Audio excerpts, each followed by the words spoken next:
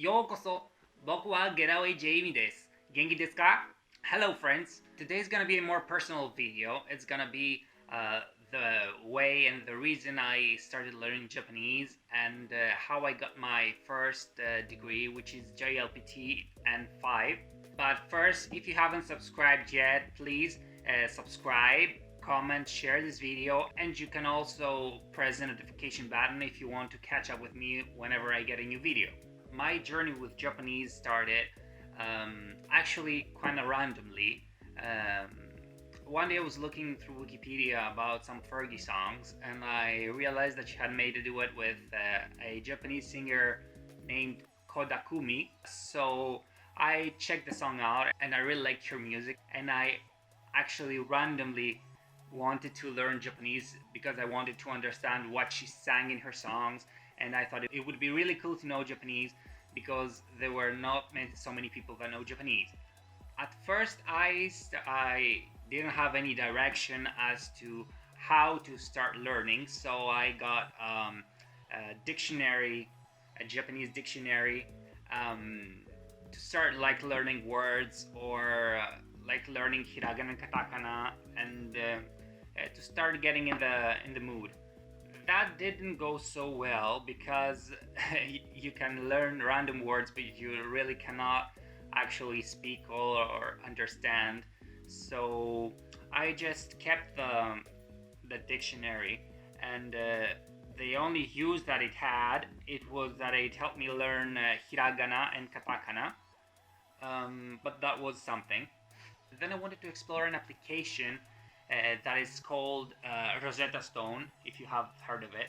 At first it went quite well because it had like very simple vocabulary and grammar phenomenon and all sorts of stuff.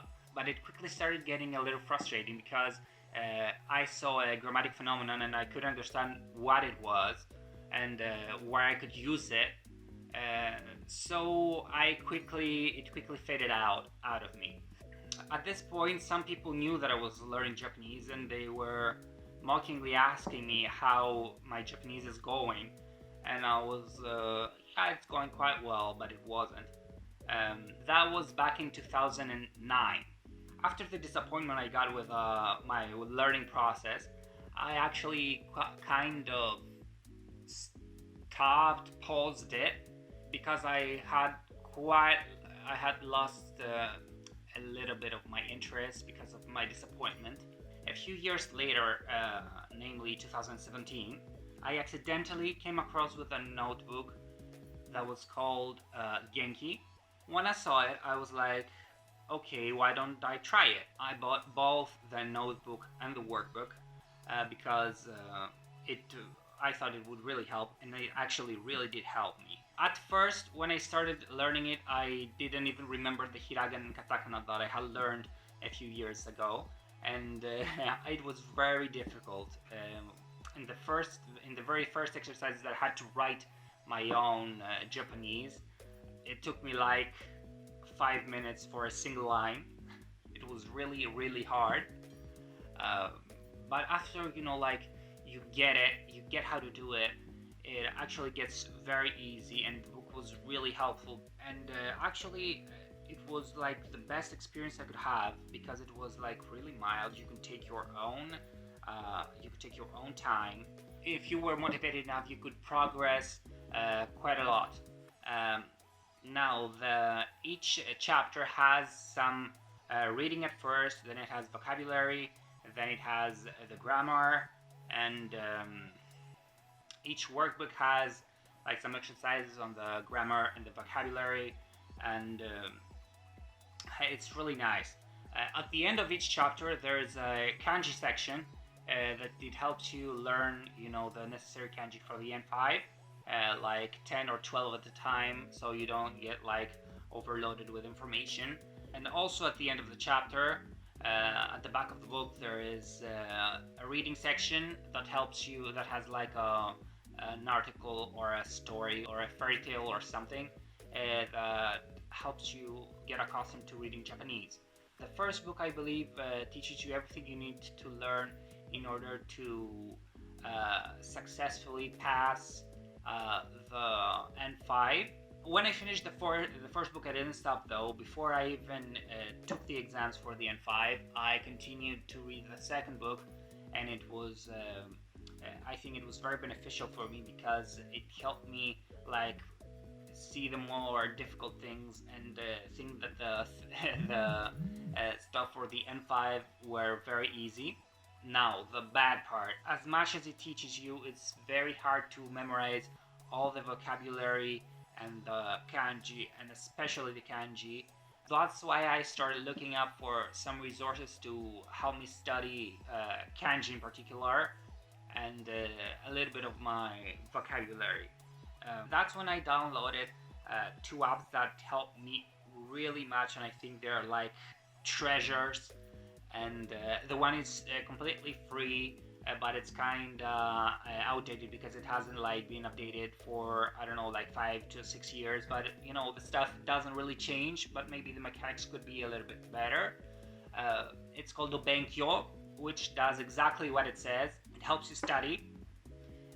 Now that's for Android. I'm not sure if it's available in iOS. Now, I actually discovered it from a guy that was like typing some Japanese on his phone, and I was like, what's that? And I like sneaked peek because I'm a little bit indiscreet sometimes, and I saw that it was called Obenkyo, and I looked it up, and it was like exactly what I was looking for. It has hiragana and katakana, and it also has kanji of all levels. You can separate the kanji in levels, like you can choose from N5, so you get only those when you need to practice, and you can choose multiple choice. But my favorite one is like when you can draw your own kanji, and it scores you. It says if you did it right and the strokes were in the correct order, and it was very, very helpful for me to remember and both to recognize the kanji and to write the kanji, which is, I believe, it's like your goal, not to just pass the N5. The other app that I downloaded that I believe is only for Android, because the iOS version is really outdated. It doesn't have, I'm not sure if it works properly. It's called Kanji Study. It's another app that I really think is very helpful because apart from showing you how to write the kanji and having a writing test, it actually shows you how to pronounce each kanji, and it gives you a plethora of word examples for each pronunciation. And I think it was the combination of those two was like very crucial for me to learning the kanji. Another app that was extremely helpful is called Japanese Vocabulary Flashcards, or when you install it, it's called My Time Japanese Vocabulary or My Time JLPT Vocabulary. It's actually, as the name says, flashcards that help you memorize vocabulary, and I believe it was like the most effective way for me to remember vocabulary, because even if I studied it at Genki, I actually forgot it. So I had when I used the app, I actually had the flashcards, and when I like had time, I had to wait like at the bus stop or during my transit to work or somewhere. I was like using the flashcards to remember the vocabulary. It was very, very repetitive, and that's actually the way that you learn, by repeating and repeating and repeating and repeating the same word until you learn it.